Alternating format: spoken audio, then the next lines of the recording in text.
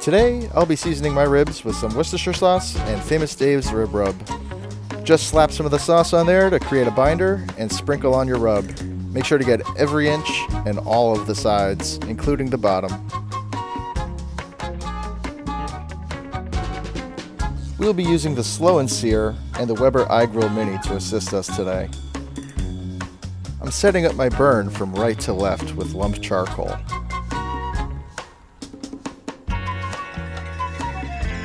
Make sure you have some boiling water to add to your water trough. The idea is so the metal doesn't warp. This process adds moisture to the grill and makes the smoke stick to the meat much easier.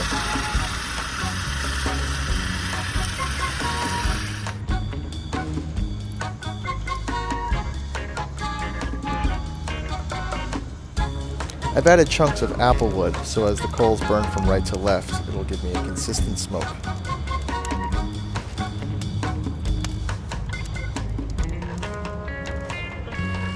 For the first 3 hours, I'm going to try to keep the grill as close to 225 degrees as possible. Using my iGRILL Mini's heat probe, I'm just going to dangle that into the vent and use that to monitor my temperature throughout the cook. So I'm using hardwood lump charcoal.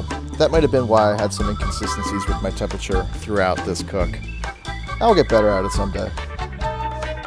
You know when your iGRILL Mini is connected because it will display a green light, and in your Bluetooth settings, it will say iGRILL Mini connected. As you're approaching your target temperature, I am set at 225. The iGRILL Mini will display about like an orangey kind of light. Sometimes it may even flash. And when you hit your target temperature, you will get a prompt on your phone, and it'll tell you that you've reached the temperature, as well as beep. And the red light on the iGRILL Mini will stay a solid red. So in the iGRILL Mini iOS app, you can select Graph View. And in Graph View, that will show you the fluctuations of your temperature throughout your cook. I'm trying to skate anywhere between 225 and 250 for the first 3 hours. And if you click My Grill, you'll be brought to this menu here where you can log in or register an account with Weber Grills. And I don't really know my password or anything, but if you feel so inclined to start an account, feel free. If you scroll down on the menu, select iGRILL Mini from My Devices. In here you can see the device type, battery level, and the firmware version. You can even name your device. I'm going to name mine Kev's Little Helper. As the 2-hour mark approaches, you want to fill up a spray bottle with your favorite juice. In my case, I'm using soda, Dr. Brown's Black Cherry. And make sure you don't waste the rest. Your boy's thirsty. Now, the 2-hour reveal.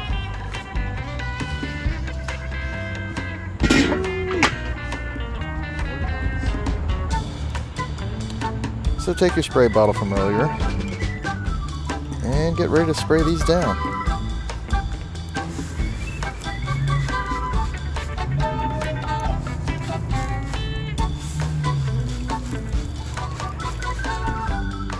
So at this point, I really had to adjust the temperature. After opening up the grill, all that oxygen just went right in and increased the temperature. So just keep an eye on it and make adjustments as needed.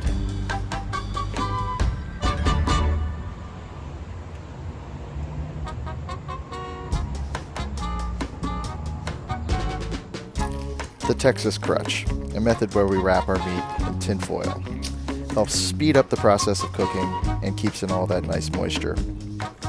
I like to add squeezable butter and brown sugar.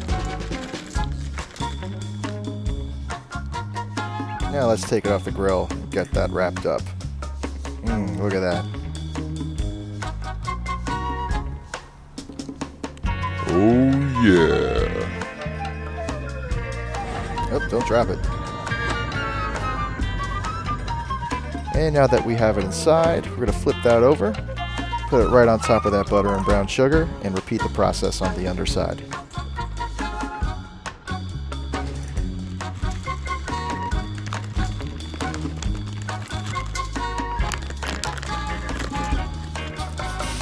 Now when wrapping your ribs, you want to make sure you wrap it up very, very tight. Otherwise you'll just be steaming your meat and ruining all that delicious crunchy bark that you've been working so hard on. Make sure to wrap the foil nice and tight around all the edges and corners, just like that.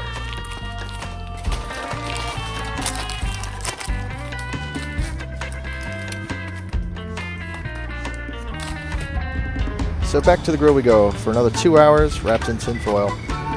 It was at this point I realized my charcoal is running pretty low, and this is the first time I've used the SLOW N SEAR for some ribs, and I didn't know it would burn through as quick as it did. I'm still learning how to use it properly.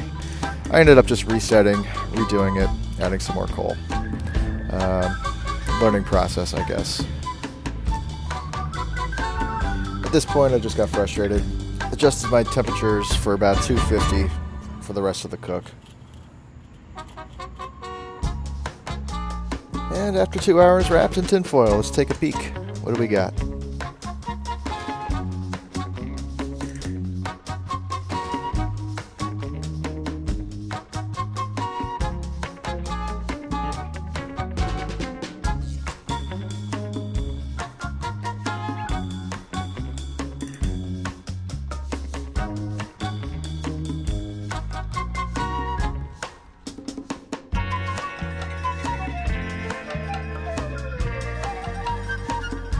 And I like to do a barbecue glaze around the last hour. Today I'm using Sweet Baby Ray's, and I'm not going to let any of that juice from the wrap go to waste. Just going to mix the two together. Got some nice buttery barbecue goodness going into that barbecue sauce. It'll help thin out that typically thick Sweet Baby Ray's barbecue sauce. Just mix that up and you have a wonderful glaze. And return the ribs back to the grill for the final hour. We'll see it a little closer to the end so we can put some of that barbecue glaze on top.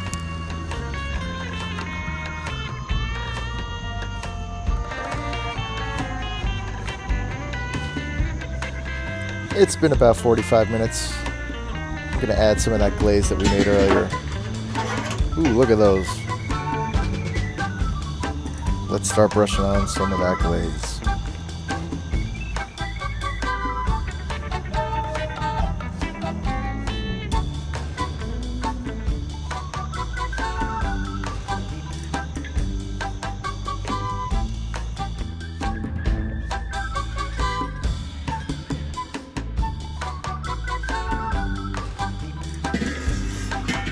And about a half hour went by. It's time to take these off. Look at that.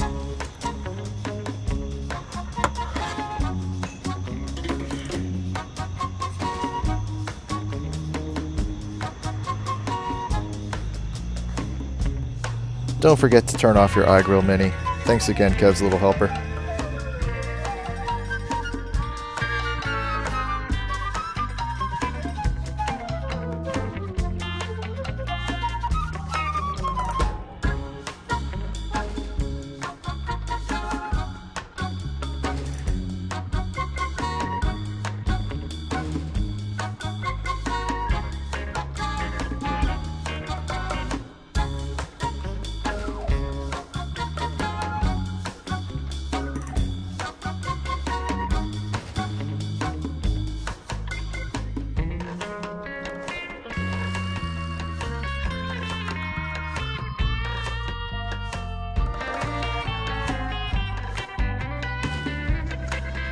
Oh, baby. It's delicious.